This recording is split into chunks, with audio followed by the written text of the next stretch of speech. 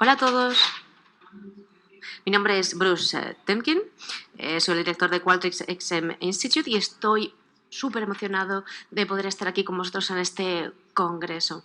La asociación ha hecho un gran trabajo para ayudar a que la experiencia del cliente llegue a los mercados y seguro que estoy viendo que aquí he podido pegar un póster en mi oficina virtual, ¿verdad?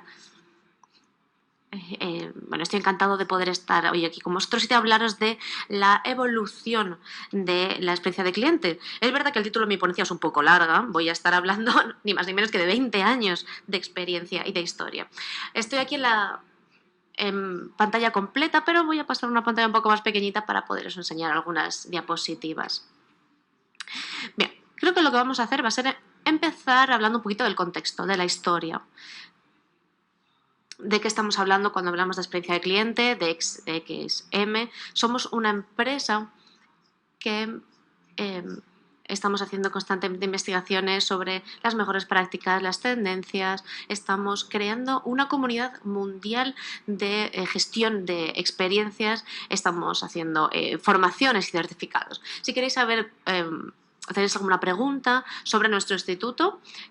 Aquí tenéis ya mucha información, pero hasta ahí ya llevaríamos bastante información porque tengo mucha historia que incluir, mucho contenido en estos 20-30 minutos.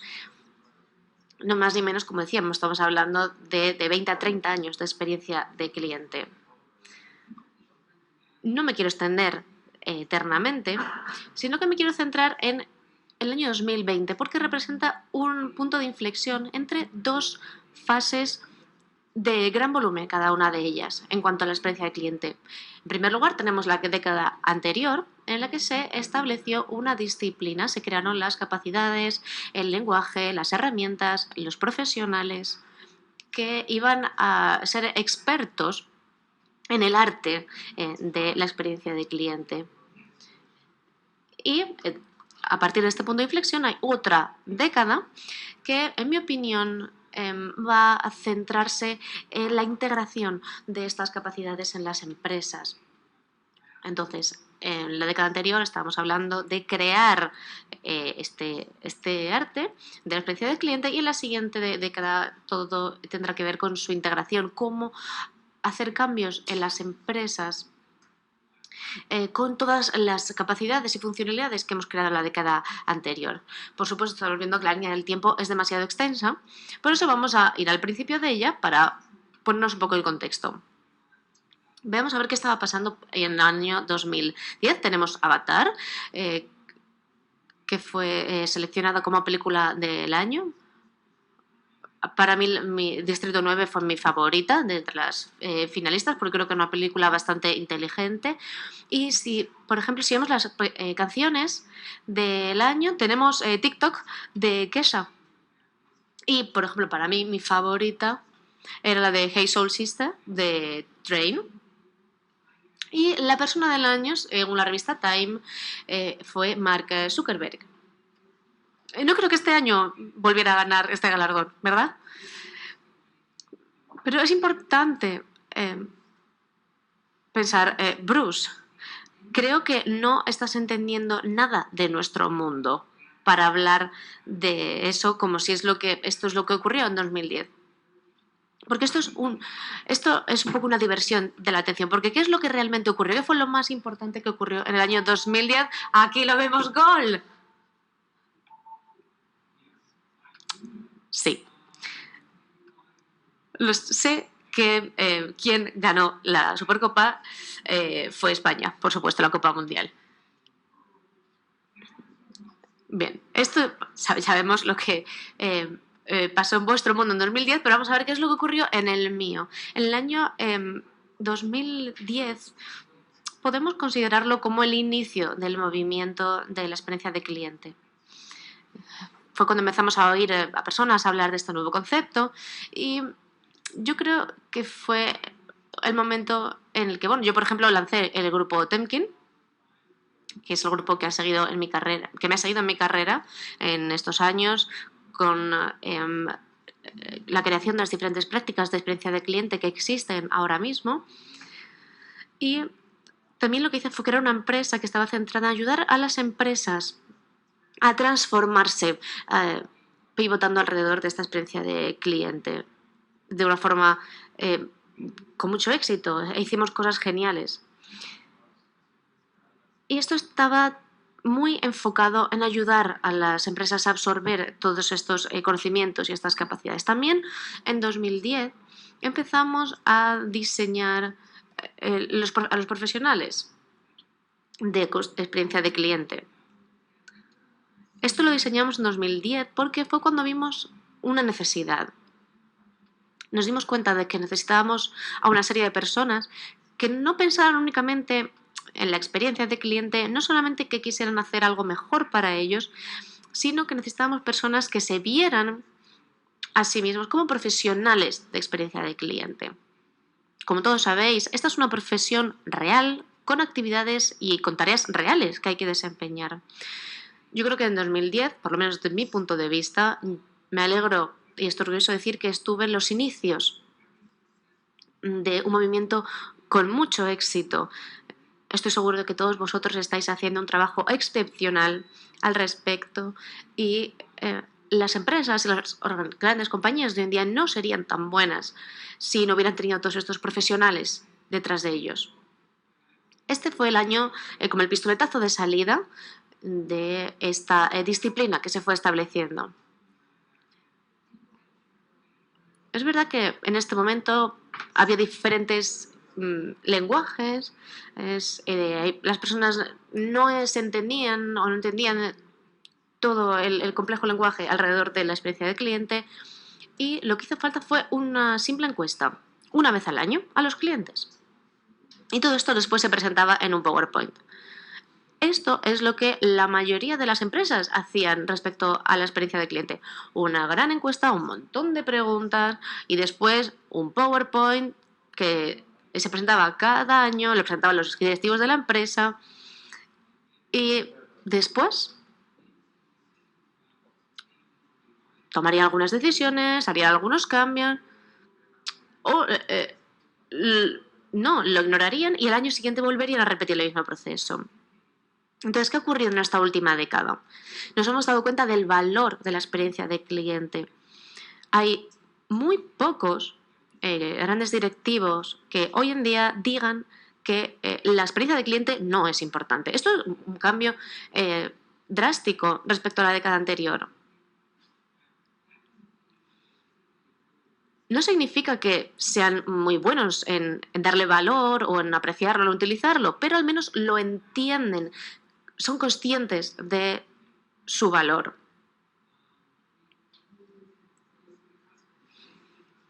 La voz del cliente. Estos programas se crearon en la década pasada también. Y antes de esta década nadie había oído hablar de estos programas de dar voz al cliente. O las ideas del recorrido de un cliente. Es algo que también hemos visto solamente en estos últimos 10 años. No se trata... digamos que no es tan importante centrarse en las interacciones individuales. Por ejemplo, alguien llama a la centralita, ahí hay una interacción.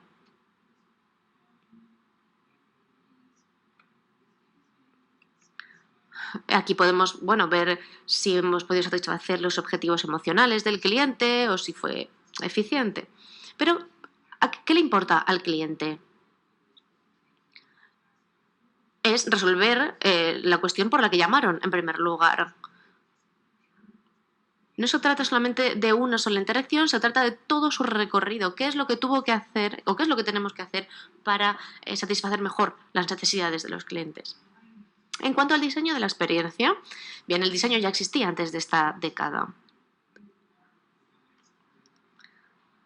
Esto empezó en el mundo del diseño de productos hace décadas. Me acuerdo en los 80 hubo un modelo que salió al mercado y que era muy importante en cuanto al diseño, al proceso y a la aplicación de este modelo de diseño. Esto tiene que ver después, en la última década, con el Internet de las Cosas, el comercio electrónico, es decir, una extensión, digamos, de esta primera herramienta. En cuanto al compromiso de los empleados, tenemos que tener en cuenta que los empleados es un elemento central en cuanto a la experiencia de cliente también. Y esto ya es extraordinario porque hemos conseguido establecer en este tiempo una disciplina y hay muchas personas en todo el mundo que tienen mucha experiencia y conocimientos al respecto. Hemos hecho un trabajo extraordinario en la última década, puedo decir. Aquí tenemos algunos de los datos que quería compartir con vosotros de los últimos años y cómo lo hemos visto evolucionar. Vemos aquí, hemos hecho una pregunta a 1.200 ejecutivos, le hemos preguntado sobre la experiencia de clientes comparados con los competidores y les hemos pedido que nos expliquen sus resultados comerciales respecto a los años anteriores. Los valores que había que calcular eran el crecimiento de los ingresos y la rentabilidad. Estos directivos decían que estaban por encima de la media en experiencia de cliente y que también tenían un crecimiento de ingresos y una rentabilidad mejores.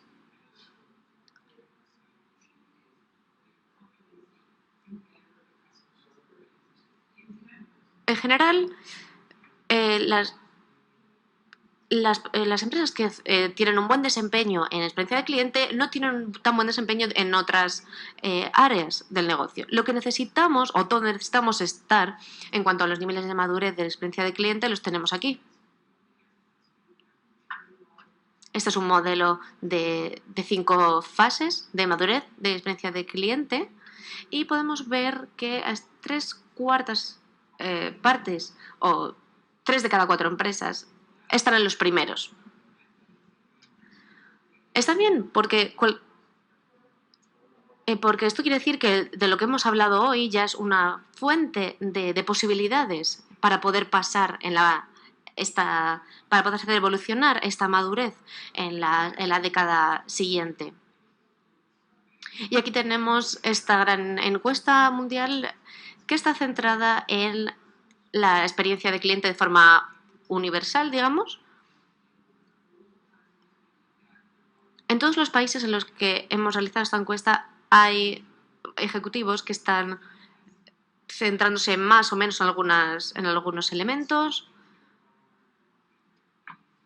y hay diferentes niveles de energía, vamos a decir, en cuanto a la experiencia de cliente de todo el mundo. Vamos entonces al punto central de nuestra conversación, el año 2020, a fecha actual. Ha sido un año muy duro, es un año duro. Y ahora mismo con esta imagen lo que quiero es enviaros un abrazo virtual porque ha sido un año muy duro para muchos de nosotros, de vosotros, ya sea por asuntos médicos, económicos, por la situación de la pandemia, situaciones complicadas en las familias. Así que, en primer lugar, lo primero que quiero decir es enviaros este abrazo virtual de corazón. Este año, ¿qué es lo que hemos hecho también? Hemos podido aplicar todo este aprendizaje en un entorno real. No solamente el hecho de decir, bueno, pues he hecho esta investigación y he dicho si esto puede tener éxito o no. Hemos utilizado este entorno para hacer todo lo que habíamos recomendado anteriormente. Hemos estado ajustando el feedback. En lugar de volver a enviar otra vez la misma encuesta, lo que hemos hecho es escuchar realmente lo que los clientes necesitaban. ¿Cómo podemos entender lo que quieren nuestros clientes? Por ejemplo, el departamento financiero. En una empresa, por ejemplo, de tarjetas de crédito, pueden ver qué es lo que tienen que pagar los hoteles o como los diferentes elementos que van a encontrar Esto era todo lo que tenían en el cuestionario, pero después, como una empresa de tarjetas de crédito, ya no lo estamos utilizando. ¿Qué valor nos estáis ofreciendo?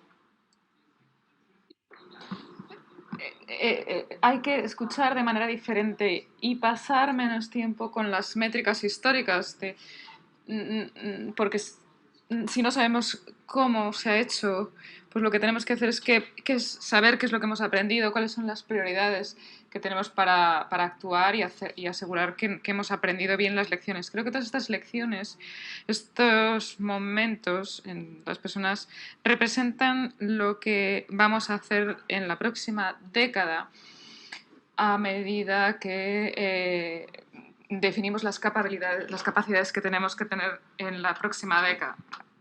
Creo que una de ellas es aprendizaje continuo, que es aprender de los clientes, de nuestros socios, de nuestros empleados, para saber qué es lo que piensan y sienten, y después lo vamos a propagar lo que hemos aprendido, propagar los resultados que hemos tenido con las conexiones con la gente que hemos establecido.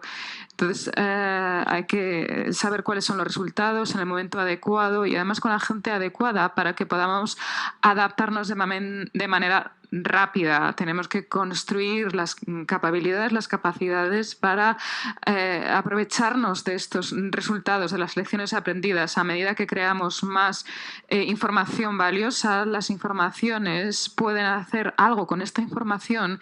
Aquellos en las organizaciones que lo hagan así van a aumentar la experiencia del cliente, van a mejorarla. Y yo creo que vamos a vivir un cambio, ya lo hemos estado viendo en la jornada de hoy, con este aprendizaje continuo. Creo que tenemos también escuchar al cliente, pero no hacerlo de una manera estática como lo hemos hecho hasta ahora. Creo que lo tenemos que hacer de una manera dinámica. Al principio lo hacíamos estático porque la tecnología no nos permitía adaptarnos a estos cambios, no sabíamos cuál era la información, cómo utilizarla, cuáles eran los datos operativos y demás.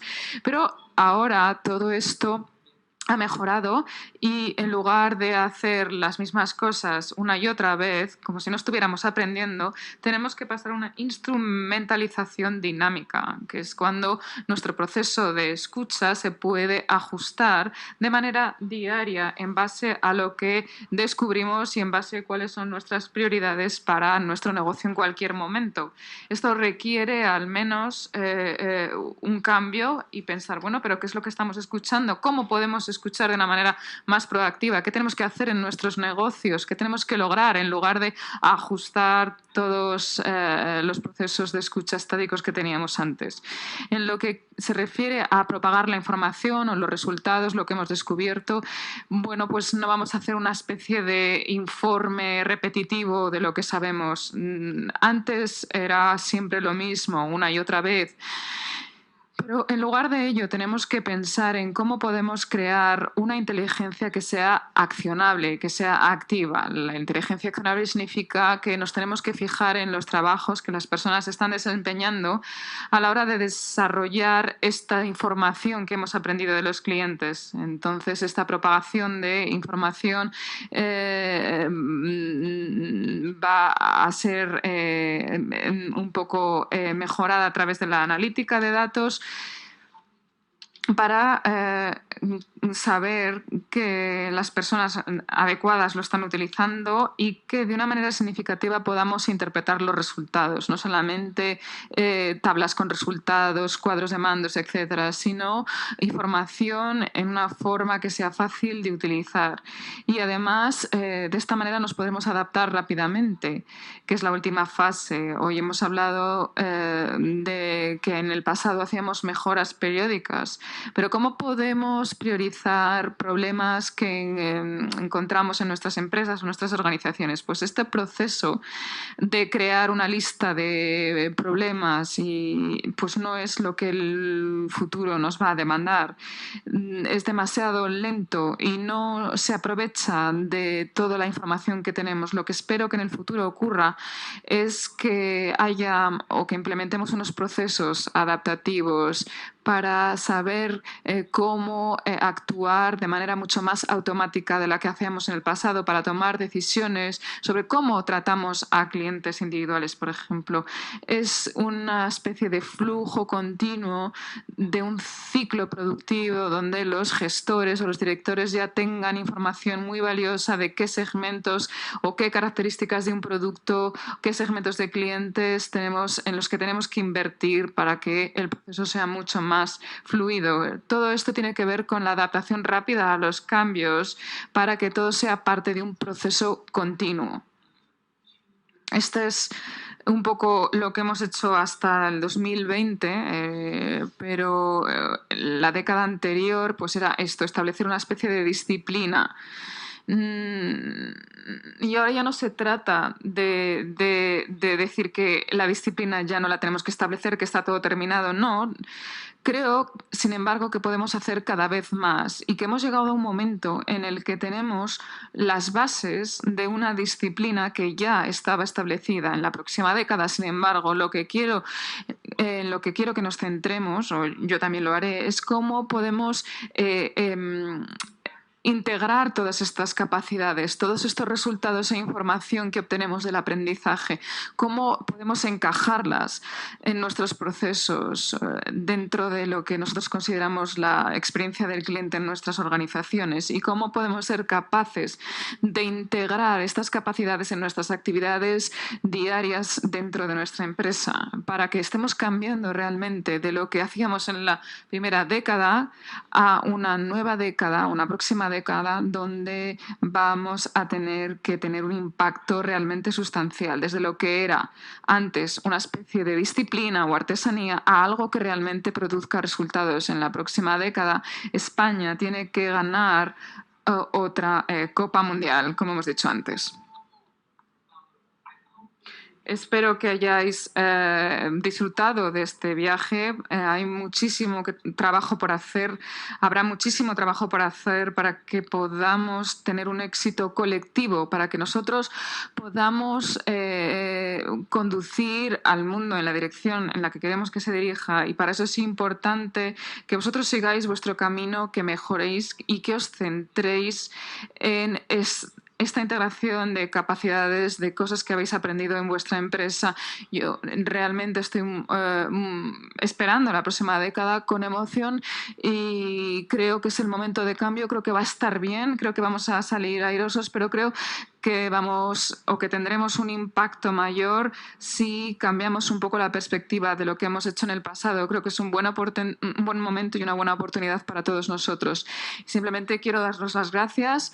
Creo que ha sido un placer ser parte de este panel, de este encuentro, de este congreso. La agenda ha sido súper interesante y espero que todos hayáis disfrutado de todas las presentaciones. Si queréis tener más información sobre el XM Institute, aquí tenéis la página web, mi correo electrónico, mi dirección de Twitter y bueno, pues una vez más, muchísimas gracias y espero que vuestras familias y todos vosotros estéis sanos y estéis contentos durante este momento tan difícil que estamos atravesando. Gracias otra vez.